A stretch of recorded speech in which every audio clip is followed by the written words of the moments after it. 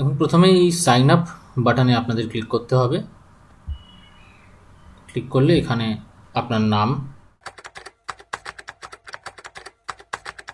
আপনার email ID না থাকলেও কোনো অসুবিধা নেই, আপনি আপনার ফোন নাম্বারটি এন্ট্রি করবেন। মনে রাখবেন, ইমেল আইডি না থাকলেও ফোন নম্বর কিন্তু দেওয়া বাধ্যতামূলক। এবং আপনার মনের মতো একটি পাসওয়ার্ড আপনি দিয়ে দেবেন।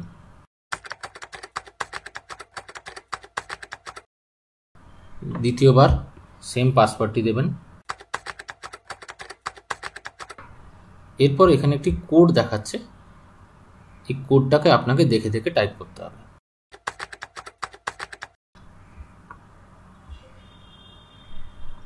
দেখুন, এটার পরেই কিন্তু আপনার অ্যাকাউন্ট ক্রিয়েট হয়ে গেছে, যেটা এখানে ক্লিয়ারলি দেখাচ্ছে।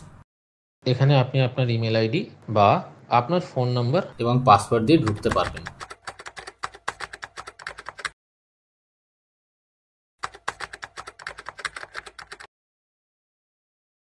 লগ ইন হওয়ার পরে আপনি আপনার নাম অলরেডি দেখবেন টাইপ হয়ে আছে, ফোন নম্বরও দেখবেন অলরেডি টাইপ হয়ে আছে, ইমেল আইডিও অলরেডি দেওয়া আছে।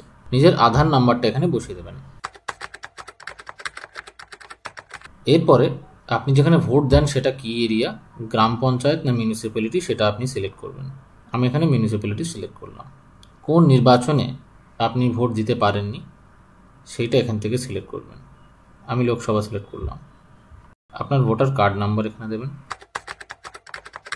গ্রাম পঞ্চায়েতের নাম বা আপনার ওয়ার্ডের নাম্বার দিতে পারেন, ব্লকের নাম দিতে পারেন।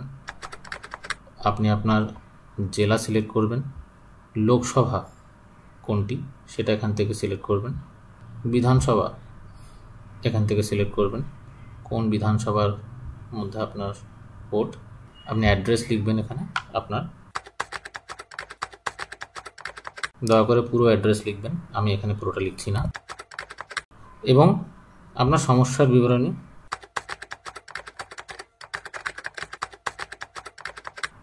দিয়ে আপনি এখানে সাবমিট ক্লিক করবেন। এবং ক্লিক করার পরে এইখানে এরকম একটা মেসেজ শো করবে এবং একটি নাম্বার শো করবে, তার মানে আপনার যে কমপ্লেন সেটা জমা পড়ে গেছে। ধন্যবাদ।